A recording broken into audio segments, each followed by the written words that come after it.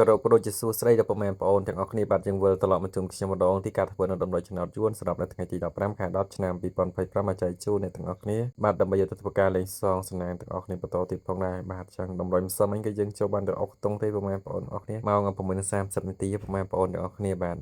ហើយនៅថ្ងៃហ្នឹងលេខអុកតុងគឺមានចំនួន2គ្រាប់បាទគឺមានលេខខ្ទង់អុកតុងអុកគឺមានខ្ទង់30ក៏ដូចជាខ្ទង់60ទាំងអស់គ្នាបាទ30គឺមានលេខ34 35ពុកម៉ែបងប្អូនអស់គ្នាខ្ទង់30គឺល្អម៉ោង4:30នាទីពុកម៉ែបងប្អូនអស់គ្នាដែលឯខ្ទង់60វិញគឺមានចំនួន3គ្រាប់លេខ64 65 66ពុកម៉ែបងប្អូនអស់គ្នាអាចឆ្លាញ់ខ្ទង់30អាចលេងខ្ទង់30ឆ្លាញ់60គឺអាចអស់60បុកខ្ទង់60ចឹងទៅលេខត្រឡប់ខ្ទង់30និង60មានដូចជាលេខ43 53 46 56 76បាទខ្ទង់60គឺល្អវេលាម៉ោង9:30នាទីយប់ពុកម៉ែបងប្អូនទាំងអស់គ្នាបាទហើយចំពោះលេខតូច12លេខនៅថ្ងៃទី15ខែ10ឆ្នាំ2025បាទរីឯលេខធំ12លេខគឺលេខធំគឺមានចំនួន12លេខទេបាទលេខធំទី1គឺមានដូចជាលេខ176ពុកម៉ែបងប្អូនទាំងអស់គ្នាលេខអច្ចគុណបាទនិងលេខធំទី2នោះគឺលេខ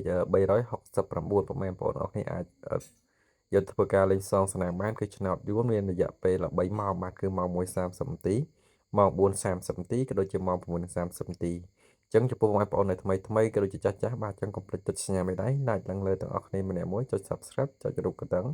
comment ហេងនៅថ្ងៃទី15ហេងទាំងម៉ោង1ម៉ោង4ក៏ដូចជាម៉ោង9:30នាទីហើយតម្រុយមានតែប៉ុណ្្នឹងមកចែកជូនពុកម៉ែបងប្អូនទាំងអស់គ្នាបាទជួបគ្នានៅថ្ងៃទី16ខែ10ឆ្នាំ2025នៅថ្ងៃស្អែកបន្តទៀតតាមពេលវេលានៅម៉ោងដដែលបាទគ្រប់លាពុកម៉ែបងប្អូនអរគុណផងដែរបាទ